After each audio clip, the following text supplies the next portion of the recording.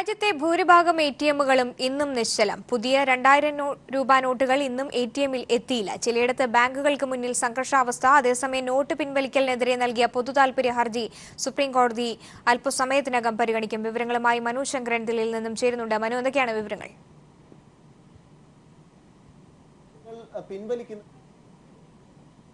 ുള്ള എടിഎമ്മുകൾക്കും ബാങ്കുകൾക്കും മുന്നിൽ നിന്നും ദൃശ്യമാകുന്നത് ഇന്നലെ തന്നെ ധനകാര്യ സെക്രട്ടറി ശക്തികാന്ത ദാസ് അറിയിച്ചിരുന്നതും ഈ ബാങ്കുകളിൽ പുതിയ 2000 രൂപയുടെ നോട്ടുകൾ ഇന്നു മുതൽ തന്നെ ലഭ്യമാക്കി തുടങ്ങുമെന്നാണ് അറിയിച്ചിരുന്നത്. എന്നാൽ ഭൂരിഭാഗം എടിഎമ്മുകളും അടഞ്ഞു കിടക്കുന്ന അവസ്ഥയാണ് ദില്ലി അടക്കമുള്ള മറ്റു സംസ്ഥാനങ്ങളിലെ എടിഎമ്മുകളിൽ ഉള്ളത്. ഈ എടിഎമ്മുകളിൽ പുതിയ 2000 നോട്ടുകളൊന്നും എത്തിക്കാൻ ഇതുവരെ റിസർവ് ബാങ്കിന് സാധിച്ചിട്ടില്ല. ഇന്നലെ ഗുരുനാനക് ജയന്തി ആയതിനാൽ ദില്ലി അടക്കമുള്ള മറ്റു സംസ്ഥാനങ്ങളിലെ ബാങ്കുകൾക്കൊക്കെ അവധിയായിരുന്നു.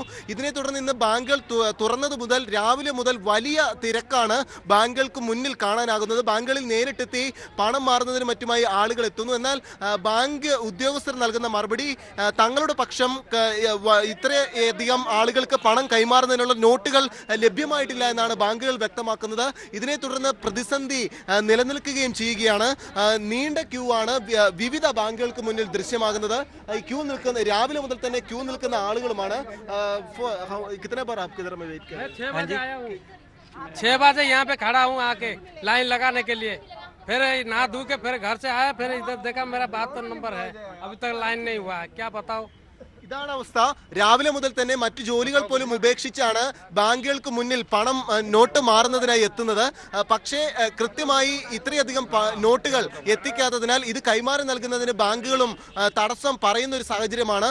എന്തായാലും ഇതുമായി ബന്ധപ്പെട്ട ഒരു പൊതുതാൽപര്യ ഹർജി സുപ്രീം കോടതി ഇന്ന് പരിഗണിക്കുന്നുണ്ട്.